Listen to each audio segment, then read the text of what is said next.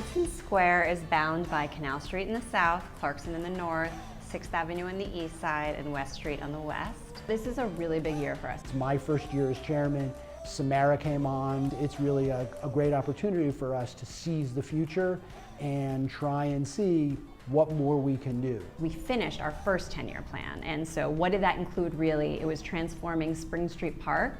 So Spring Street Park is now a really wonderful tree-filled space full of seating. And then of course our signature project is finishing Hudson Street this year between Canal and Houston. We've transformed this 7-block stretch of Hudson Street into one of the greenest and most pedestrian and bike-friendly corridors in the city. 100 new trees on Hudson Street.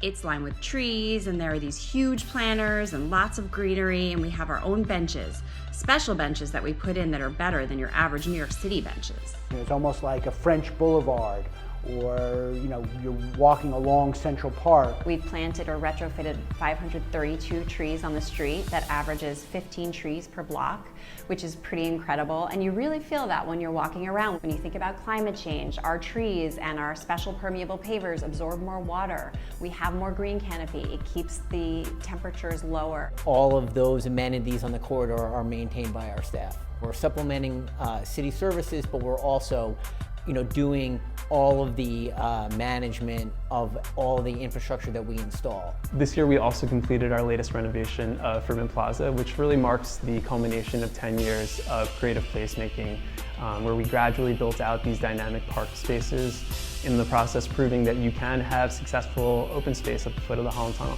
So when you're sitting there by the entrance to the Holland Tunnel, you don't feel the traffic all around you, the trees all around you, and the greenery really kind of buffers you from the backed up cars that happens all the time. We also unveiled some new art installations at Freeman Plaza East, which all fit within our established art aesthetic for the neighborhood.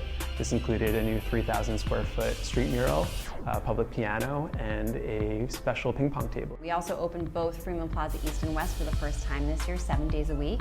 We're seeing that on the streets. The streets are full, people are here enjoying our public spaces. I'm very optimistic about what that means for our future. The pandemic changed a lot of neighborhoods. I'm not worried about this neighborhood at all.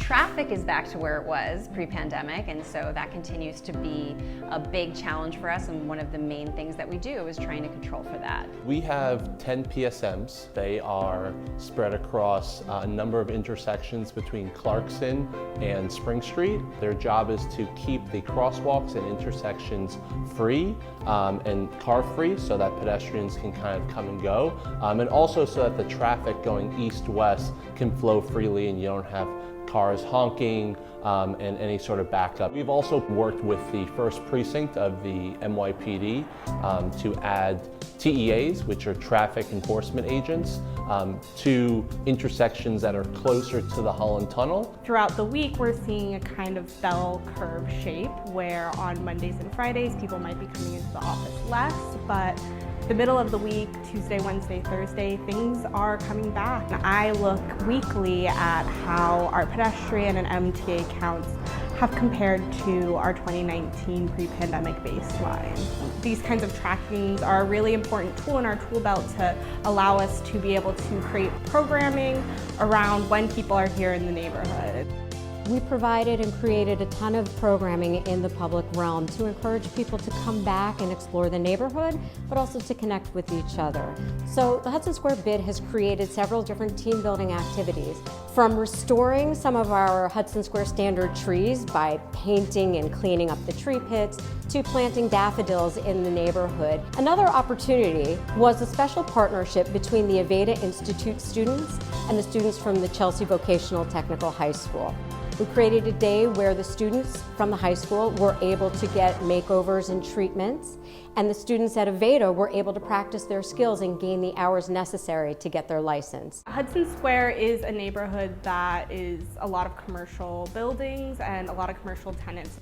We love to profile our retailers. This past year during March Madness, we decided to make it Parch Madness, and we had a fun social media contest where we let the people of the neighborhood try different cocktails and vote which one was their favorite cocktail. We celebrated Valentine's Day. We created custom branded Valentine hearts that we walked around to all of our retailers just to let them know that we cared about them. All of these different activations and ideas are important ways that the bid connects the businesses and the people in the businesses to each other in their neighborhood.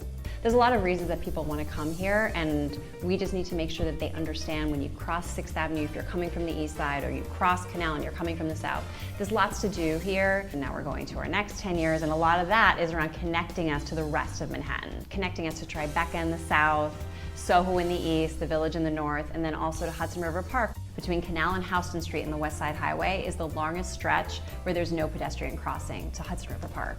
And so this is something that we've been trying to solve for a long time, and we envision eventually a beautiful pedestrian bridge. But in the meanwhile, Google, when they open on the south side of their building, they're building an alleyway that's for pedestrians and bikes only, and that will be a new crossing that goes up to the park, and so we need to help people find it. A lot of the treatments that we've done in the rest of the neighborhood with art and wider sidewalks and protected bike lanes and benches, we want to do a lot of that on Houston Street as well. We also want to do some work in the expansion area on the west side of the neighborhood. The future is ours to determine and certainly ours to accomplish.